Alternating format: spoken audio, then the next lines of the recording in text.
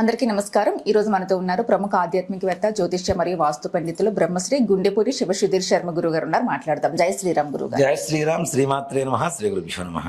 గురుగారు, 14వ తారీఖు మంగళవారం, జ్యేష్ఠ మాసంలో వస్తున్న అమావాస్య. చాలా ప్రత్యేకత ఉంటుంది.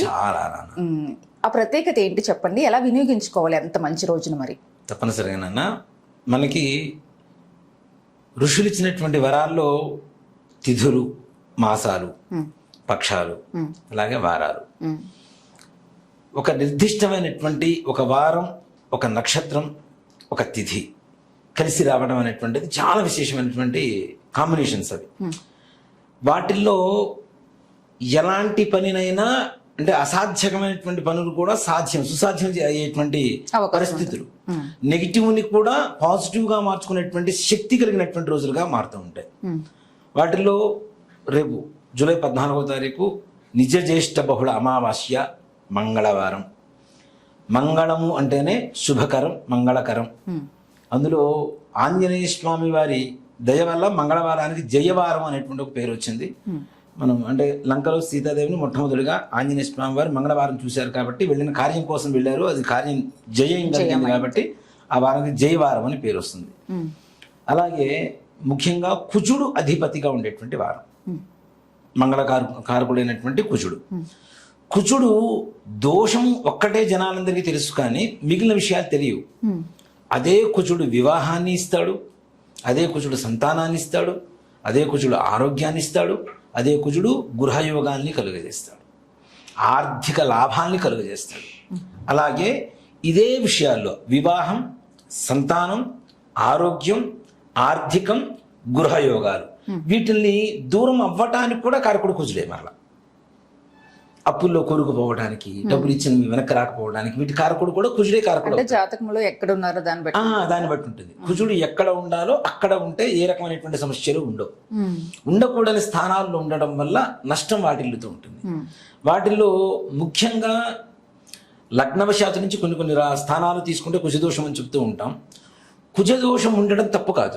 ఓ మాట చెప్పాలంటే కుజదోషం ఉండడం అనేది పెద్ద సమస్య కాదు. దానికి ఒక సొల్యూషన్, కరెక్ట్ సొల్యూషన్ అనేటువంటిది వెతుక్కుంటూ వెళ్ళిపోతే తొందరగా దొరుకుతుంది. కానీ చాలా పెద్ద దోషం అంటుంది. ఇక్కడ కుజుడు అంటే ఏంటి? మోస్ట్ పవర్ఫుల్ అగ్నితత్వం కలిగినటువంటి వాడే కుజుడు. Strong planet, firing. ఇక్కడ చూడండి, గ్యాస్ట్రిక్ ప్రాబ్లమ్స్ వస్తాయి కొంతమందికి, ఆడవాళ్ళకి గైనిక్ ప్రాబ్లమ్స్ వస్తూ ఉంటాయి. అలాగే హార్ట్, కిడ్నీ, లివర్,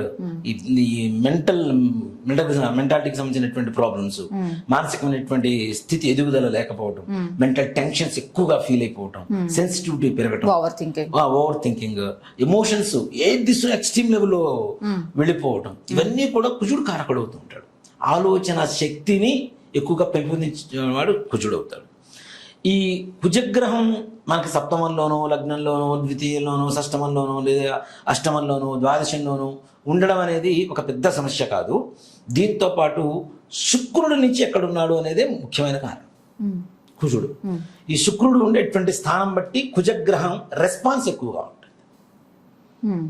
దీంట్లో చూడండి, మీకు నా రీసెర్చ్లో నాకు తెలిసినంత వరకు ఎక్కడైతే కుజ శుక్రుల కలయిక ఉంటుందో ఆ ఇంట్లో ఎక్కువగా కష్టాలు పాలవుతూ ఉంటారు. ముఖ్యంగా వివాహం కాదు, అయినా సరిగా ఆ దాంపత్య జీవితం ముందుకు సాగదు. ముందుకు సాగినా సంతానం విషయంలో మళ్ళీ బాధపడుతూ ఉంటారు. సంతానం కలిగిన సంతానం హెల్దీగా లేక వాళ్ళు కొన్ని రోజుల తర్వాత వాళ్ళకు ఉండేటువంటి ఒక మెంటాలిటీ ఎలా ఉంటుందంటే ఒక ప్రౌడ్నెస్, ఈగో. ఇంకా అది ఎవరి మాట విననంత, ఇంట్లో తల్లిదండ్రుల మాట ససేమిరా విననంత. నిజంగా చెప్పాలి అంటే నాన్న, ఇట్లాంటి వాళ్ళు కూడా ఒక ప్రతి ప్రాబ్లం కూడా సొల్యూషన్ ఉంటుంది కదా. అదే చెప్తాను, నా దగ్గర జాతకానికి వచ్చిన వాళ్ళకి ఇప్పుడున్నటువంటి జనరేషన్లో దాదాపుగా 85-90 నుంచి పుట్టినటువంటి వాళ్ళందరికీ కుజ శుక్రుల కాంబినేషన్ ఎక్కడో చోట కలుస్తూనే ఉంది నాన్న. ప్రతి ఒక్కరికి ఎక్కడో చోట కలుస్తూనే ఉంది. దాంట్లో ఏ మాత్రం కూడా సంశయం లేదు. పంచమ నుంచి చూడటమో, తృతీయం నుంచి దృష్టి కలగడమో, లేదంటే ఇద్దరు కలిసి ఉండడమో, లేదంటే పరివర్తన యోగంలో ఒకళ్ళ రాసుల్లో ఒకళ్ళు ఉండడమో, ఒకళ్ళ స్థానాల్లో ఒకళ్ళు ఉండడమో, ఇద్దరు కలిసి ఉండడమో, లేదా కుజ స్థానంలో శుక్రుడు కానీ శుక్ర స్థానంలో కుజుడు కానీ ఉండడమో, ఈ సమసప్తకాలు ఉండడమో, షష్టాష్టకాలు ఉండడమో, ఎక్కడో చోట కాంబినేషన్ మాత్రం తప్పనిసరిగా నేను చూస్తున్నటువంటి ఇన్ని వేల జాతకాల్లో ఈ కుజ శుక్రుల కలయిక తప్పనిసరిగా కలుగుతూనే ఉంటుంది. దాంట్లో అనుమానమే లేదు. వీటి వల్ల ముఖ్యంగా ఈ వివాహ సమస్యలు, సంతాన సమస్యలు, ఆర్థిక సమస్యలు, అప్పులు చేస్తూనే ఉంటారు. అవి ఎంతసేపటికి తీరే సమస్య ఉండదు. అప్పులు ఇచ్చారు, కోట్లు ఇచ్చేస్తుంటారు, నమ్మేసి మోసపోతూ ఉంటారు. ముఖ్యంగా ఈ భూములు కొనడానికి అడ్వాన్సులు ఇచ్చి మోసపోవటం, లేదు డబుల్ రిజిస్ట్రేషన్లు అవ్వటం, గృహయోగం, డబ్బులు ఉంటాయి, కొందామనికి ముందుకెళ్తారు, మళ్ళీ ఆగిపోతుంటారు, మళ్ళీ ముందుకెళ్తుంటారు, మళ్ళీ ఆగిపోతుంటారు. ఈ డబ్బులు ఎంతో దేనికో దానికి ఖర్చు అయిపోతుంటాయి. ఇక్కడ అడ్వాన్స్ ఇచ్చి మళ్ళీ క్యాన్సిల్ చేసుకోవటం, ఇవన్నీ కూడా గృహయోగాన్ని దూరం చేసేటువంటిది కూడా ఇదే. కొంతమంది చూడండి, ఒక 10 ఎకరాలు పొలం మాట్లాడుకుంటారు, అడ్వాన్స్ ఇస్తారు, రిజిస్ట్రేషన్ దగ్గరకు వచ్చేసి డబ్బులు ఉండవు, లేదా ముందుగా ఉంటాయి, దానికి సిద్ధపడే కొనుక్కుంటారు, కానీ ఇది ఏదో ఒక అత్యవసరానికి వాడాల్సినటువంటి పరిస్థితిలో మరలా అప్పు తీసుకురావాల్సినటువంటి పరిస్థితి. అక్కడ ఏమవుతుంది, వాళ్ళ సొంతం అయితే అవ్వట్లేదుగా, అప్పుడు అప్పు ఉంటుందిగా, అవును, అప్పు ఉంటుంది, సొంతం అవ్వట్లేదు. సో ఈ రకమైనటువంటి సమస్యలు ఎక్కువగా ఇరుక్కుపోవడం, ఇచ్చిన డబ్బులు వెనక్కి రాలేకపోవడం, వ్యాపారం చేస్తూనే ఒక్కసారి టక్కన వీధి మీదకి వచ్చేస్తారు, వీధిలోకి. ఎలా అంటే ఏదో ఒక పెద్ద డీల్ చేద్దామని ఒక టెంప్టింగ్ మెంటాలిటీ పెడుతుంది. ముఖ్యంగా చెప్పాలంటే ఈ రెండింటి కలయిక టెంప్టింగ్ మెంటాలిటీ. ఈ టెంప్ట్ అవుతుంటారు, చిన్న వాటి కూడా టెంప్ట్ అవుతుంటారు, పెద్దది ఒకటేసారి వస్తుంది, ఎవరైనా ఆశ ఉంటుంది, కానీ దాంట్లో పాజిటివ్ ఎంత అనేది మనం ఆలోచించకుండా దిగేటువంటి అనాలోచితమైనటువంటి ఆవేశాన్ని ఎక్కువగా ఇస్తుంటారు ఈ శుక్రకుజుల కాంబినేషన్లో. దానివల్ల టెంప్ట్ అవ్వటం, పెట్టుబడులు పెట్టడం, లాస్ అవ్వటం, నడి రోడ్డు మీదకి రావడం, కోట్లు ఉన్న వాళ్ళు కూడా నడి రోడ్డు మీదకి వచ్చి ఏడుస్తున్నటువంటి వ్యక్తులు కొంతమంది ఉంటారు. అలాగే కొంతమందికి ముఖ్యంగా అనారోగ్య సమస్య, హెల్త్ ప్రాబ్లమ్స్, వాటిలో ముఖ్యంగా వంశపరంపరగా వచ్చేటువంటి problems, cancer, kidney, liver, brain, heart, BP, sugar, thyroid, అలానే వీటితో పాటు సూసైడ్ చేసుకోవాలనేటువంటి ఒక సెన్సిటివిటీ. ఇంకా ఆటోమేటిక్గా వాళ్ళు అంటే చిన్న వయసులో చేసుకునే వాళ్ళు చాలా మంది ఉన్నారు. ఒక 20 ఏళ్ళకి, 22 ఏళ్ళకి, 30 ఏళ్ళకి పెళ్ళైపోయి పిల్లలు పుట్టిన తర్వాత సూసైడ్ చేసుకున్న వాళ్ళు కూడా ఉన్నారు. మొన్న మధ్య ఒక ఆవిడ వచ్చింది నా దగ్గరికి జాతకం కోసం అని, వాళ్ళ అమ్మగారట 63 ఏళ్ళకి సూసైడ్ చేసుకున్నారట. ఎంత మెచ్యూరిటీ ఉండాలి, 63 years అంటే. అప్పుడు పిల్లలు మన వాళ్ళు అందరూ ఉన్న తర్వాత పెయిన్ కూడా ఎంత పెయిన్ ఉంటుంది, ఎంత పెయిన్ అనుభవించుంటారు ఆవిడ కదా. అంటే అంత వయసు వచ్చిన తర్వాత కూడా తట్టుకోలేనటువంటి పరిస్థితులు వచ్చినాయి అంటే ఎంత భయానకమైనటువంటి స్థితిలో ఉన్నట్టు వాళ్ళు. ఇవన్నీ కూడా శుక్రకుజుల కాంబినేషన్ వల్ల వస్తూ ఉంటాయి. ఇవి వంశ పరంపరగానే వస్తాయి, దీంట్లో ఏమాత్రం కూడా సంశయం లేదు.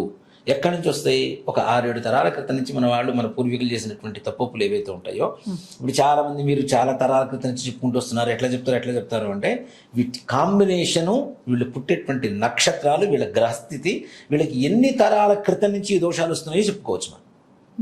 దాన్ని బట్టి ఈజీగా చెప్పొచ్చు. అది పెద్ద విద్య కూడా కాదు, కాకపోతే నేను నేర్చుకున్నాను కాబట్టి చెప్పగలుగుతున్నాను. నేర్చుకుంటే ఎవరైనా చెప్పొచ్చు. ఇక్కడ చూసే జనానికి ఏంటంటే చాలా ఓకే డెప్త్గా చెప్తాం. ఆ డెప్త్గా చెప్పే దాంట్లో ఏంటి, ఎక్కడి నుంచి వస్తుంది నాకు అంటే ఈ శుక్రుడు, కుజుడు ప్లస్ రాహు, కేతువులు, ఈ 4 గ్రహాలు ముఖ్యంగా జీవితం మీద ప్రధానమైనటువంటి ప్రభావాన్ని చూపిస్తూ ఉంటాయి.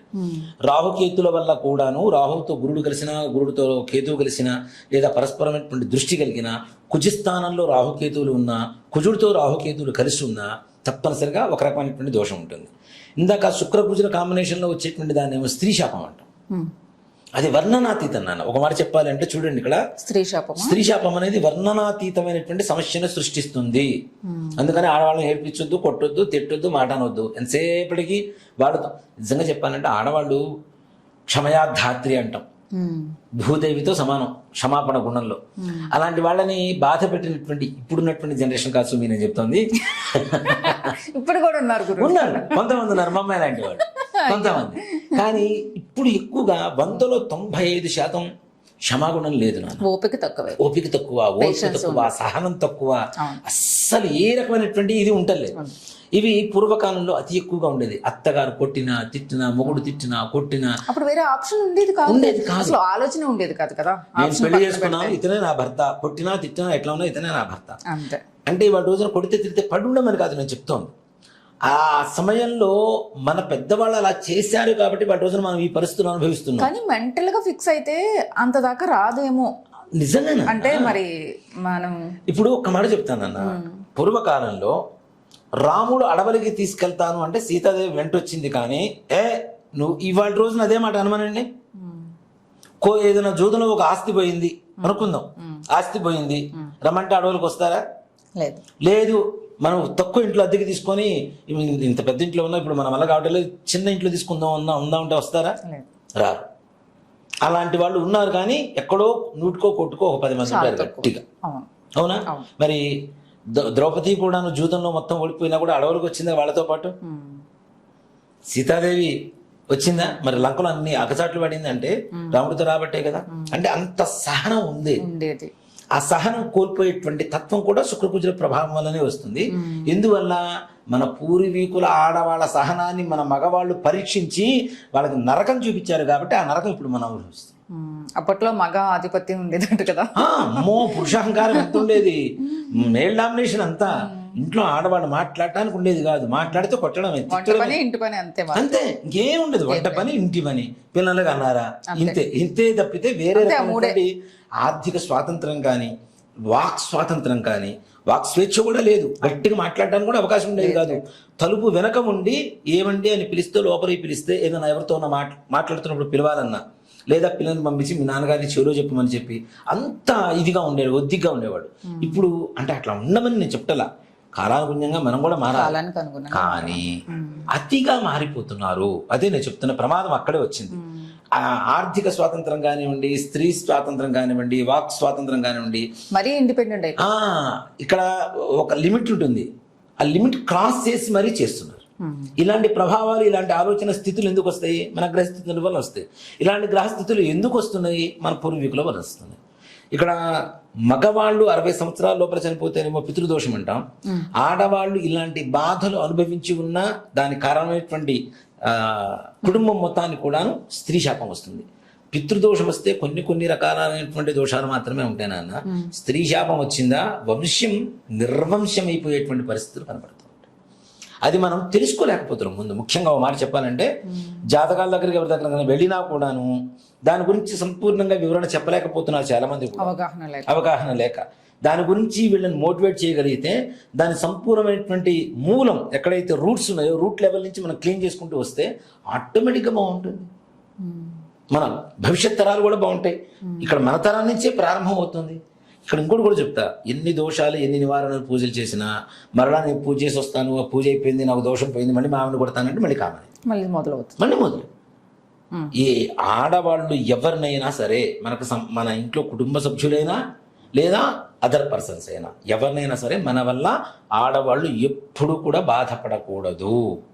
ఇంకా కొంత రకం జాతి ఉన్నారు నాన్న, ఆడవాళ్ళ సొమ్మే తిని వాళ్ళకి అన్యాయం చేసిన వాళ్ళు చాలా మంది ఉంటారు. అయ్యో, చాలా మంది ఉన్నారు. ఆడవాళ్ళ సొమ్ము తిని వాళ్ళని మోసం చేసి, ట్రాప్ చేసి, వాళ్ళ సొమ్ము తిని మోసం చేసేవాళ్ళు ఉన్నారు. ఇప్పుడు ఒకటి చెప్తా, అడగొచ్చు కామెంట్స్ లో చాలా మంది, గురువు గారు మరి అబ్బాయిలు మోసం చేస్తున్న అమ్మాయి లేరా? ఉన్నారు, లేరని చెప్పడాల, వాళ్ళు ఉన్నారు, వీళ్ళు ఉన్నారు. కానీ ఒకప్పుడు అధికంగా ఉండేటువంటి జనాభా ఎవరు అంటే పురుషులు.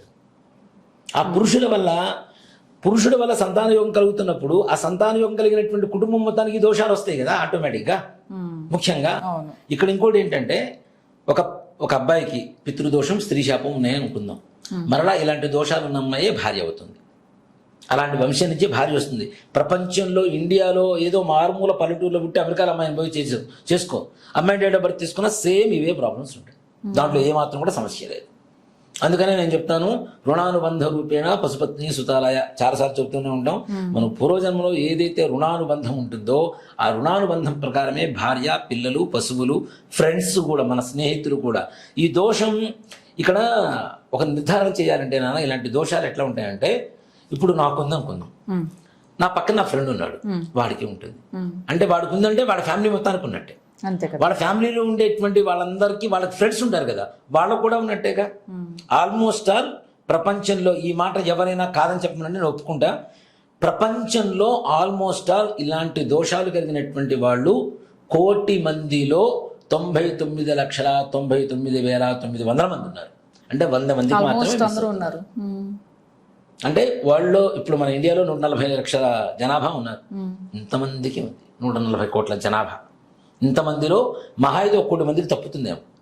ఖచ్చితంగా మన పూర్వీకులు ఇలాంటివి ఎక్కడో చోట చేసి ఉంటారు. కనీసం 2-3 తరాల క్రితమైనా జరిగి ఉంటాయి. ఎక్కడో చోట ఇవి తప్పిదన్నాను. అందుకనే రాముణ్ణి మనం నిదర్శనంగా, ఆదర్శంగా తీసుకోవాలి.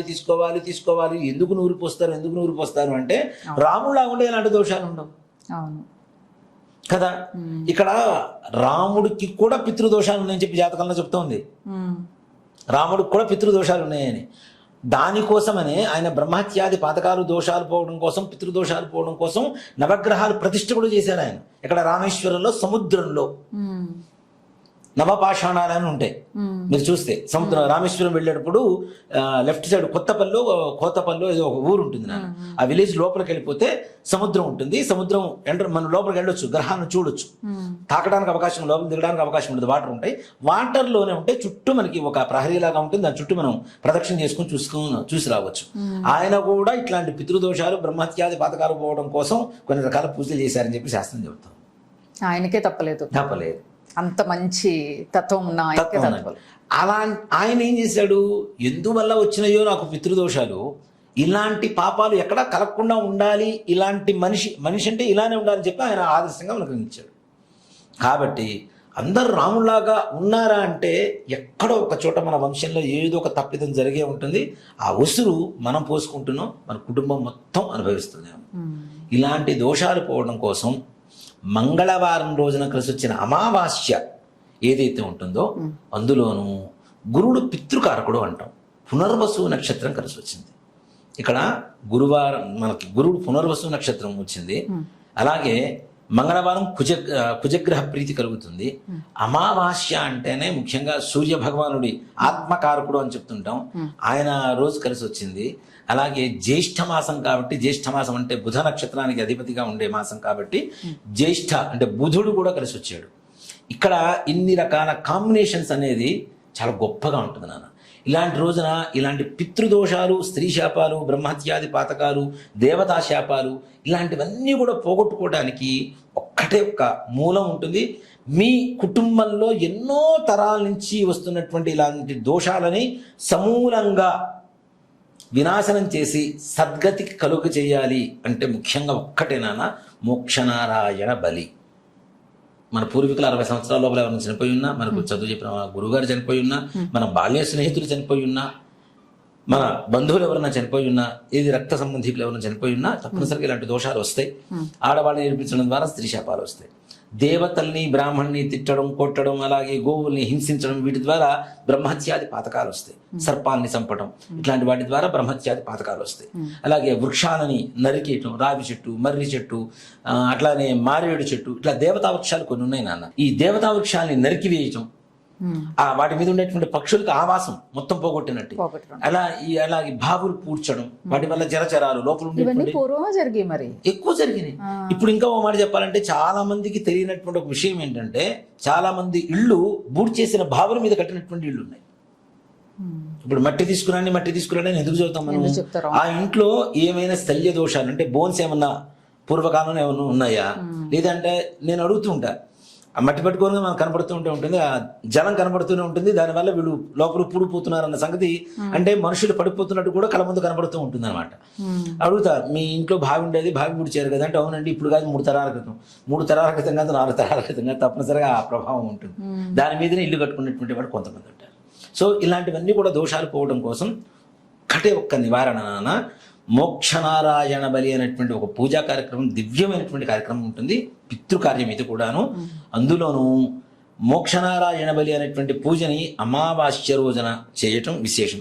అందులో ఈ జూలై 14వ తారీఖు మనకి మంగళవారం, పునర్వసు నక్షత్రం, నిజజ్యేష్ఠ మాసం, అమావాస్య కలిసి వచ్చినటువంటి దివ్యమైనటువంటి రోజున గోకర్ణ మహాక్షేత్రంలో ఎవరైతే శశాస్త్రీయంగా, సవివరంగా, సావిధానంగా చేసుకుంటారో వాళ్ళకి వాళ్ళ వంశ పరంపరగా వస్తున్నటువంటి సకల పితృదోషాలు, స్త్రీ శాపాలు, బ్రహ్మత్యాది పాతకాలు ఇట్లాంటివన్నీ కూడాను సమూలంగా నివారణ జరిగి అక్కడి నుంచి వాళ్ళ కుటుంబ వృద్ధి, సంతాన వృద్ధి, ఆరోగ్య వృద్ధి, ఆర్థిక వృద్ధి, వ్యాపార వృద్ధి, ఉద్యోగ వృద్ధి, విద్య, అలాగే విదేశీ ప్రయాణాల కోసం ప్రయత్నించేటువంటి వాళ్ళకి వీళ్ళందరికీ కూడాను సకల కార్యాలు కూడా సంపూర్ణంగా దిగ్విజయంగా పూర్తి చేసుకోవడానికి ఒక అధికారం, హక్కు, అర్హత అన్నీ కలుగుతాయి ఈ ఒక్క పూజతో.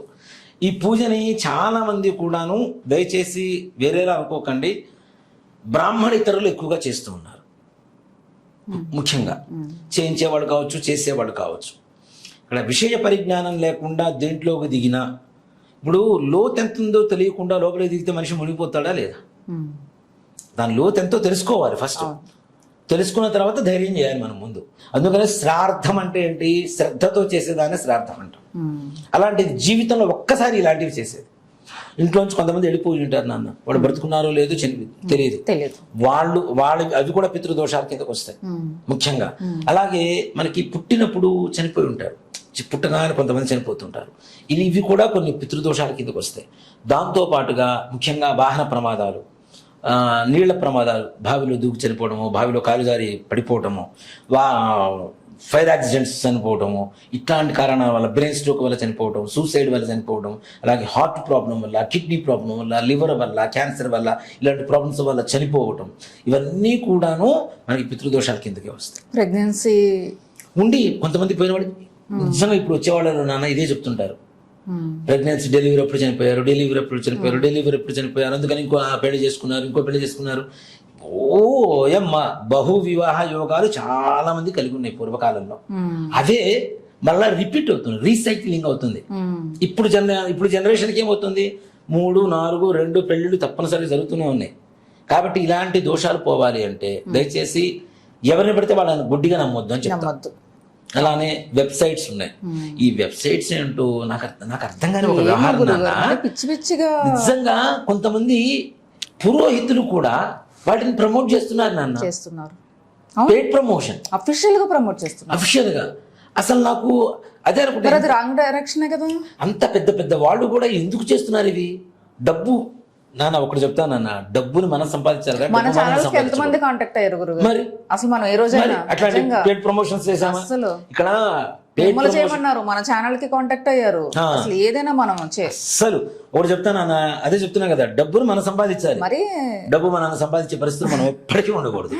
ఆ స్థాయికి ఆలోచిస్తే ఇంకా అంత కమర్షియలే ఉంటుంది, అంతే సంగతులు. సో కాబట్టి ఇట్లాంటి కమర్షియల్ కి వీటికి సంబంధించినటువంటి దయచేసి నమ్మకండి. వెబ్సైట్లు కానివ్వండి, వేరే వాళ్ళు చెప్తున్నారు. నేను వాళ్ళకి విద్య రాదని కాదు, వాళ్ళకి తెలియదని కాదు, దీని గురించి ఎందుకు ఉన్న విషయాన్ని వాస్తవాన్ని ఎలా చెప్తే అర్థం కదా. అంతే కదా, దాన్ని ప్రమోషన్ చేయాల్సిన అవసరం ఏదో డబ్బులు ఇచ్చో తీసుకోను ప్రమోట్ చేయాల్సిన అవసరం. చక్కగా కూర్చుని ఇలా మాట్లాడితే అందరికీ అర్థమవుతుంది.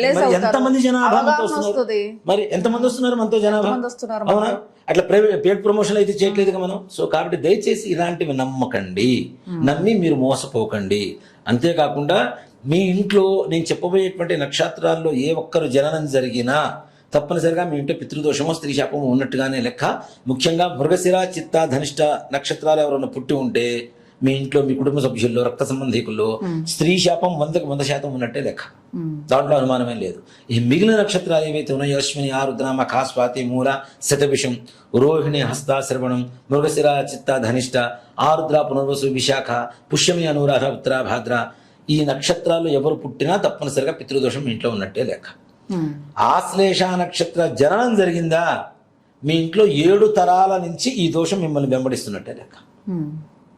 ఆశ్లేష నక్షత్ర జననం జరిగిందంటే 7వ తరంలో ఖచ్చితంగా ఆశ్లేష నక్షత్ర జననం జరగవలసిందే. జరిగిందా మీ ఇంట్లో 7 తరాల నుంచి వస్తున్నట్టు లెక్క.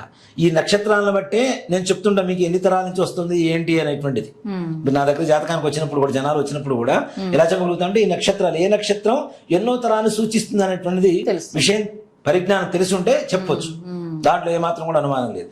కాబట్టి ఈ నక్షత్రాలు మన ఇళ్లలో ఎవరో కూడా పుట్టే ఉంటారు తప్పనిసరిగా, మన పూర్వీకులు చేసినటువంటి పాపపుణ్యాల ఫలితం వల్ల. కాబట్టి తప్పనిసరిగా ప్రతి ఒక్కరూ కూడా నాన్న ఈ మోక్షనారాయణ బలి కార్యక్రమంలో పాల్గొంటే 13వ తారీఖు మనం ఇక్కడ హైదరాబాద్ నుంచి బయలుదేరుతాం. స్లీపర్ కోచ్ బస్సు ఉంటుంది. వెళ్ళేటప్పుడు ఒక వాటర్ బాటిల్, చక్కగా టిఫిన్, మరలా అక్కడి నుంచి మనం 14వ తారీఖు పొద్దున, అమావాస్య రోజున పొద్దునే చేరుతాం. చేరిన తర్వాత పూజా కార్యక్రమాలు ఇవన్నీ పూర్తవుతాయి. దీని తర్వాత మరలా సాయంత్రం బయలుదేరి 15వ తారీఖు పొద్దున వస్తాం మనం హైదరాబాద్కి. ఇంకా తర్వాత నుంచి ఎవరి కార్యక్రమాలు వాళ్ళు చేసుకోవచ్చు. ఇది చాలా దివ్యమైనటువంటి రోజుగా చెప్తా. గురువుగారు ప్రతి నెల మీరు ఇలానే చెప్తారు అంటే నిజంగా మన అందరి అదృష్టవశాత్తు భగవంతుడు ఒక వరాన్ని మనకు ప్రసాదించాడు. దాన్ని సద్వినియోగపరుచుకోనటువంటి వాళ్ళకి ఎవరైతే ఉన్నారో వాళ్ళకి నిజంగా సద్వినియోగపరచుకోవడానికి మంచి సదవకాశంగా చెప్పుకోవచ్చు నాన్న. ఈ రోజున అందరూ వచ్చేవాళ్ళు ఎవరైనా సరే మనకి 12వ తారీఖు సాయంత్రం వరకు మాత్రమే, దేనికంటే 50 మెంబర్స్ మాత్రమే తీసుకెళ్తున్నాం. ఎక్కువ మందిని తీసుకెళ్లి గందరగోళం చేసుకొని అంత హడావిడి చేసుకొని ఎవరికి సంతృప్తి లేకుండా వచ్చేదానికంటే సంతృప్తిగా సమాధానపరుచుకొని తీసుకొని వచ్చేటువంటి పరిస్థితిలో ఉంటాం. కాబట్టి 50 మెంబర్స్ తీసుకెళ్తున్నాం. తప్పనిసరిగా 12వ తారీఖు సాయంత్రం లోపలే మీ వివరాలు నమోదు చేసుకోవాలి. నమోదు చేసుకోవాల్సినటువంటి నెంబర్ కూడా 8143666818. ఈ నెంబర్కి ఫోన్ చేయండి. చేస్తే ఒకవేళ ఫోన్ రిసీవ్ చేసుకోలేకపోయినా మెసేజ్ పెడితే మీకు రెస్పాండ్ అవుతుంటారు. ఇక్కడ ముఖ్యంగా ఇక్కడ నుంచి కొన్ని సామాగ్రి తీసుకెళ్ళాలి, కొన్ని పేర్లు రాసుకొని పోవాలి, కొన్ని వరుసల పేర్లు, అక్కడ కొన్ని నియమాలు పాటించాలి, అక్కడ నుంచి వచ్చిన తర్వాత కొన్ని నియమాలు పాటించాలి. పాటించాల్సిన నియమాలు, వస్తువులు, ఇవన్నీ వివరాలు కూడా ఎట్లా తెలుస్తాయి మీకు? ఇది 100% చెప్తాను, మిగిలిన గురువులు ఎవ్వరూ చెప్పరు. ఈ వివరాలు వాళ్ళకి తెలిస్తే కదా మీకు చెప్పడానికి ఫస్ట్. కాబట్టి దయచేసి ఈ వివరాలు కావాలి అంటే నమోదు చేసుకున్న తర్వాత మాత్రమే చెప్పబడుతుంది. ఎందుకంటే దీన్ని కూడా మిస్యూజ్ చేస్తున్నారు చాలా మంది జనాలు, ఖచ్చితంగా చేస్తున్నారు చాలా మంది. కాబట్టి ఇలాంటివి కొన్ని పకడ్బందీగా ప్లాన్ చేసుకోవడంలో తప్పేం లేదండి. ఇది కమర్షియల్ వేరు చేయడం లేదు. మన ద్వారా వచ్చేటువంటి వాళ్ళకి సంపూర్ణమైనటువంటి పూజా విధానం జరుగుతుంది అనేటువంటి ఒక నమ్మకం కలుగు చేయడం కోసం చేస్తున్నటువంటి విషయం. కాబట్టి దయచేసి గమనించాల్సిన అవసరం ఉంది. అలాగే కొన్ని ఛానల్స్ వాళ్ళు కూడా నాన్న అసలు వాళ్ళకి సంబంధం లేదు. ఇది ఒక్క మాట చెప్పాలి అంటే మీరుగా ఎవరైనా ఒప్పుకోవాల్సిందే, తీరాల్సిందే. అసలు ఈ పితృ దోష నివారణ, స్త్రీశాప దోష నివారణ, మోక్షనారాయణ బలి అనేటువంటి కార్యక్రమం మొట్టమొదటిగా యూట్యూబ్లో మొదలుపెట్టిందే మీరే, నా దగ్గర నుంచి. దీన్ని పొలోమని ఫాలో అవుతున్నారు. రేట్స్ అని కాదు కానీ పొలోమని ఫాలో అవుతున్నారు. ఫాలో అయ్యే వాళ్ళకి ట్రెండ్ మొట్టమొదటిగా ప్రారంభించిన వాళ్ళకి చాలా తేడా ఉంటుంది. అంటే సంపూర్ణంగా విషయ పరిజ్ఞానం ఉంటేనే ప్రారంభిస్తాం, లేకపోతే దాని జోలికి వెళ్ళం కదా. అంతే కదా. అగ్ని అని తెలిసిన తర్వాత కూడా దాన్ని ముట్టుకోవాలంటే దాన్ని ఎలాంటి ప్రొటెక్షన్ తీసుకుని ముట్టుకోవాలో తెలిసి ఉంటుంది కాబట్టి ముట్టుకుంటాం. వాడు ముట్టుకున్నాడు కూడా మనకు కూడా ఏం కాదని చెప్పి ముట్టుకుంటే కాలు అవతల పడేస్తారు, గ్యారంటీ. కాబట్టి దయచేసి కొంతమంది ఈ ఛానల్స్ వాళ్ళు కూడా అసలు సంబంధం లేనటువంటిది, వాళ్ళకి తెలియనటువంటి విషయాలు కూడా తలదూర్చేసి కొంతమంది అలా కూడా చేస్తున్నారు. దయచేసి వేరే ఛానల్స్ నమ్మకండి, నమ్మొద్దు. నేను ఛానల్స్ని నేను బ్లేమ్ చేయటం లేదు. కొంతమంది వ్యక్తులు ముఖ్యంగా వ్యక్తిగతంగా తీసుకొని వాళ్ళు ఏదో ఆర్థికంగా ఏదో వ్యాపారం లాగా చేసుకుందామని చెప్పి ఇచ్చేస్తున్నారు. అలాంటి వాటికి పోయి మోసపోకుండా అని చెప్పి సదా మీ సేవలోనే ఉంటానని చెప్పి మీకు నమస్కరిస్తూ చెబుతున్నాను. ఇప్పుడు మీరు చెప్పారు కదా గురుగారు ప్రాబ్లమ్స్ అన్ని, ఆ ప్రాబ్లమ్స్ అన్ని ఉంటే డైరెక్ట్ గా వచ్చి గోకర్ణ పూజ చేయించుకోవచ్చు, మమ్మల్ని కలవాల్సిన అవసరం ఏం లేదు. నేను ఒకటి చెప్తాను అన్న, నిజంగా అందరూ గురుగారిని కలిసాక చేయించుకోండి. గురుగారిని కలిసిన మీకు ఫస్ట్ చెప్పేది పూజ చెప్పాక ఆయన ఏదైనా చెప్తారండి. నాకుంది ఈ దోషం, నాకు పరిచయం అయినటువంటి ప్రతి వ్యక్తికి, నాతో మాట్లాడాలనుకునేటువంటి వాళ్ళకి, నన్ను చూడాలనుకునే వాళ్ళకి, నన్ను కలిసిన ప్రతి వ్యక్తికి ఈ దోషం ఉంటుందనే చెప్తా. ఉండి నివారణ కలగజేసేటువంటి తరుణోపాయం పరిస్థితి, ఆ సమయం మీకు వచ్చింది, మీ కర్మ విముక్తి జరిగేటువంటి సమయం వచ్చింది అనుకున్నప్పుడు మాత్రమే మనల్ని అప్రోచ్ అవుతారు, లేకపోతే కాదు. ఎన్నిసార్లు ప్రయత్నం చేసినా కర్మ విడిపోవాలనేటువంటి ఒక సమయం వస్తుంది కదా, టైం వస్తుంది కదా. దానికి పరమేశ్వరుడు అనుగ్రహం. అక్కడ ఉన్నది ఎవరు? సాక్షాత్ మహాబలేశ్వరుడు, ఆత్మలింగం. రావణాసురుడు తీసుకొచ్చినటువంటి ఆత్మలింగం ప్రతిష్ఠ జరిగినటువంటి స్థలం కాబట్టి ఆయన అనుజ్ఞ జరిగినప్పుడు తప్పనిసరిగా మనం ఏదైతే శాస్త్రీయంగా చేస్తున్నామో మనలాంటి వాళ్ళని ఫాలో అవుతూ మనతో పాటు వచ్చి చేయించుకునే అవకాశం ఉంటుంది. నిజంగా వాళ్ళ కర్మ ఇంకా అట్లానే ఉంది. ఎవరు కూడా నమ్ముతుంటారు, వెళ్ళిపోతుంటారు, మోసపోతుంటారు. మరలా తిరిగి శ్లోకం ఉంది కదా, ఆకాశం నుంచి వచ్చేటువంటి ప్రతి చిరు కనుక సాగరంలో కలిసినట్టు చివరికి మరలా తిరిగి గుండ్రంగా ఉంటుంది, మన దగ్గరికి వస్తారు, మళ్ళీ మనతో పాటు వస్తారు. ఇది మాత్రం మనం గర్వంగా చెప్పుకోవచ్చు. గోకర్ణ అంటే మీరే, మోక్షనారాయణ బలి పూజ అంటే మీరే. ఇన్ని సంవత్సరాల నుంచి ఒక సక్సెస్ఫుల్, అంత పద్ధతిగా, అంత శాస్త్రపరంగా, ఒక విధానాన్ని సాంప్రదాయంగా ముందుకు తీసుకెళ్తున్నాం అంటే మీరే. అది నేను కూడా కాదు నాన్న, పరమేశ్వరుడు ఆయన అనుగ్రహం మీతో చేస్తున్నారు. ఆయన అనుగ్రహం. మనం జస్ట్ ఒక వారధి లాంటి వాళ్ళమే భక్తులకి, పరమేశ్వరుడికి మధ్యలో పూజలు ఎలా అయితే ఉంటాడో భక్తులకి భగవంతుడికి ఎలా అయితే ఉంటాడో అలాగే మనం కూడా ఒక వారధి లాంటి వాళ్ళమే. వాళ్ళు వేసే అడుగు మనం మోస్తున్నాం, తప్పనిసరిగా ఆ బాధ్యత తీసుకుంటున్నాం. గురువు ఉంటే ఉండేటువంటి బాధ్యత వేరు, వచ్చేటువంటి ఫలితం వేరు. ఖచ్చితంగా ఒక శాస్త్రీయంగా ఒక గురువు గారి దగ్గర చిన్నప్పటి నుంచి కష్టపడి మంత్రాలు నేర్చుకొని, జ్యోతిష్యం నేర్చుకొని, దాని విధానం తెలిసి ముందుగా నిత్యం దైవారాధనలో ఉంటూ, భగవంతుడి చింతన ఉంటూ, అలాంటి వ్యక్తులు మనకు తోడుంటే తప్పనిసరిగా 100% అవుతుంది నాన్న. మనం అంతమంది కూడా ఒక కథ చెప్పుకున్నాం. మిమ్మల్ని కలిసి ఒకసారి మిమ్మల్ని చూస్తేనే పాజిటివ్నెస్ వస్తుంది. ఇంకా మీ త్రూ ఆ పూజ చేయించుకున్నాము అంటే ఇంకా ఎవరి లైఫ్ అయినా మారాల్సింది. ఒక చిన్న కథ కూడా చెప్పుకున్నాం మనం. ఒక ఘాట్ రోడ్ లో బస్సు వెళ్తూ ఉంటుంది. ఒక 10 అడుగుల దూరంలో పిడుగుపడుతూ ఉంటుంది. పిడుగుపడ్డప్పుడల్లా చెట్లు అడ్డం పడుతున్నాయి, దిగుతున్నారు, చెట్లు అడ్డం తీస్తున్నారు, ముందుకెళ్తున్నారు. మళ్ళీ ఇంకో 10 అడుగుల దూరం పోగానే మళ్ళీ పిడుగుపడుతుంది. అట్లా 4-5 సార్లు చూశారు. చూసిన తర్వాత ఈ బస్సులో మొత్తం 36 మంది ఉన్నారు. ఈ 36 మంది ఈ ఏమనుకుంటున్నారంటే 35 మంది కూడాను దీంట్లో ఎవరో ఒక దరిద్రుడు ఉన్నాడు, వాడు చనిపోవాలి, వాడి కోసమే పిడుగు పడుతుంది, వాడిని ఒక్కడిని దింపేస్తే మనం అందరం బతికిపోతాం అనుకున్నారు. ఇంకొక బస్సు 10 అడుగుల దూరంలో ఒక చెట్టు దగ్గర ఆపేశారు. అందరం పోయి చెట్టు ముట్టుకొని వద్దాం. ఎవరు వెళ్ళినప్పుడు పిడుగు పడుతుందో వాడు ఒక్కడే పోతాడు, మిగిలిన వాళ్ళందరం బస్సు ఎక్కేసి వెళ్ళిపోతాం అని చెప్పేసి అందరూ దిగుతున్నారు, చెట్టును ముట్టుకొని వస్తున్నారు, దిగుతున్నారు, చెట్టును ముట్టుకొని వస్తున్నారు. చెట్ట చివరిలో ఒకడున్నాడు. అందరూ వీడిని హీనంగా దరిద్రంగా చూస్తున్నారు. వీడి దరిద్రుడు, వీడి వల్లనే మనం చనిపోబోతున్నాము, వీడు ఒక్కడ కనకపోతే దరిద్రం వదిలిపోతుంది అని చెప్పి వాడిని బలవంతంగా దింపుతుంటే నేను దిగను, నేను రాను, అర్థమైపోయింది కదా పిడికి ఎక్కడ పడుతుంది అనేది. అది చివరికి వాడిని బలవంతంగా చెట్టు దగ్గర పంపించారు. పిడికి పడింది నాన్న, పడింది ఎక్కడ? బస్సు మీద పడింది. 35 మంది ఒక్కసారి పోయారు. వీడు ఒక్కడు ఉండడం వల్ల 35 మంది అంతవరకు కాపాడబడ్డాడు. అదే గురువు లక్షణం. అబ్బా ఎంత బాగా చెప్పారు. అర్థమైందా? అదే గురువు లక్షణం. వాడు ఒక్కడు దగ్గర ఆ దేవతా శక్తి ఉంటే ఆటోమేటిక్ మిగిలిన పాజిటివ్ వైబ్రేషన్ వచ్చేస్తాం. కాబట్టి ఒక దేవతారాధన నిత్యం చేసేటువంటి వ్యక్తులతో వెళ్ళటం వేరు, ఎవరు పడితే వాళ్ళు పిలిచారు కదా అని చెప్పి వెళ్ళటం అనేది వేరేగా ఉంటుంది. దయచేసి అది అందరూ గమనించండి. అసలు అలా చేయొద్దు కూడా పూజ. అవసరం ఏముంది? విధానం తెలియనప్పుడు ఒక్కసారి చేసే పూజ. ఇప్పుడు కొంతమంది పురోహితులు ఉంటారు, పెళ్లి బాగా చేయించారంటారు. కొంతమంది ఈ పంతులకు ఏం రాదంటారు. ఎందుకు రాదు మరి? మరి వీడికి ఏం తెలియని వాడేగా. తెలియని వాడు వచ్చి పెళ్లి చేస్తేనేగా తిట్లు తినేది బ్రాహ్మడైనా. మరి చేయించినటువంటి మాబోటి వాళ్ళని మళ్ళీ చేయించినప్పుడు ఎంత బాగా చేయించారని ఎందుకు చెప్తున్నారు అంటే విషయం తెలిసిన దానికి తెలియని దానికి చాలా తేడా ఉంటుంది. అదే మీతో పూజ అంటే ఇంకా అదృష్టం కూడా ఉండాలి గురుగారు. నేను నాకు వారాహి ఇవన్నీ చేశాక ఇంకా బాగా అర్థమైంది. రోజు తెలుసుకుంటూనే ఉన్నాను మిమ్మల్ని నేను. అంటే ఎప్పుడు నువ్వు ఎలాగ చెప్తావంటే అనుకోవచ్చేమో, కానీ నేను ఎక్స్పీరియన్స్ చేస్తున్నాను కాబట్టి నాకు అర్థం అవుతుంది. కాబట్టి ఆ వైబ్రేషన్ ఆటోమేటిక్ గా తొందర ఫాస్ట్ గా పాస్ అవుతుంటుంది. ఉన్నదే వస్తుంది కదా మనకి, లైఫ్ లో జరుగుతున్నదే మాట్లాడగలము. మీ పాజిటివ్ నాకు, నా పాజిటివ్ అంతే అందరికి, మన ఖచ్చితంగా అందరూ మీ ఆధ్వర్యంలో చేయించుకోవాలి, మిమ్మల్ని కలవాలి, మీ పాజిటివ్నెస్ అందరికి వెళ్ళాలి గురుగారు. మీకున్న నాలెడ్జ్ కూడా అందరికి ఉపయోగపడాలి ఖచ్చితంగా. జై శ్రీరామ్. జై శ్రీరామ్. శ్రీమాత్రే నమః. శ్రీ గురుభ్యో నమః.